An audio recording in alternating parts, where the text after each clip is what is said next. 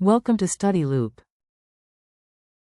Here we're using the ideas of total costs, marginal costs, and profits and marginal profits.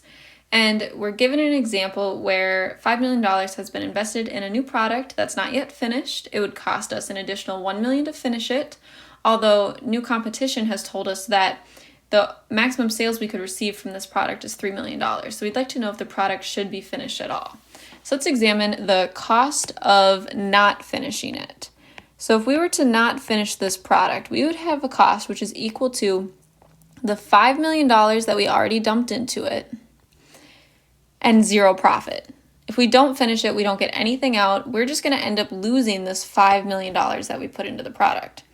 Now, if we do instead finish the product, what we're going to end up having is a cost which is equal to the $5 million that already went into it, plus the $1 million that we know it's going to take to finish the product.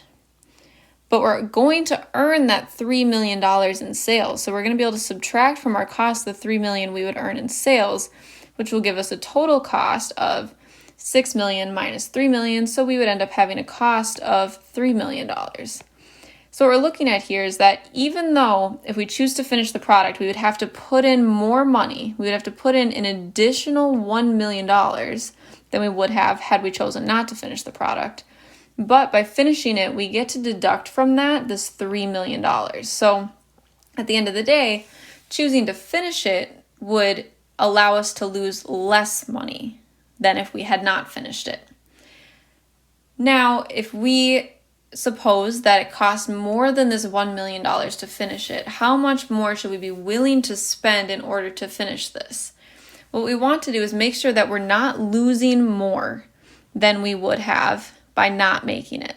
So if we were to take this $5 million we initially spent, and let's suppose that now it costs us $2 million to finish the product, we still have the $3 million that we're going to earn. So if we spend $2 million to finish it, we're going to end up with what would that be? 7 minus 3, we end up with a $4 million loss. These are losses that we're working with. Now suppose that it were a $3 million cost to finish the product. So if we substitute that in right here, we would end up with a $5 million loss.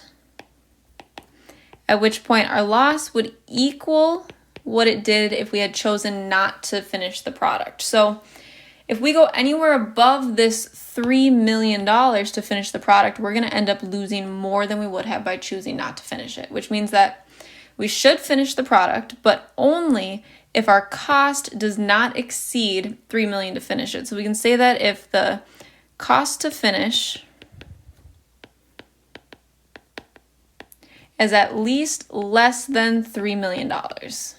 Any more than $3 million, and we're going to lose more than the $5 million we would have by not finishing the product.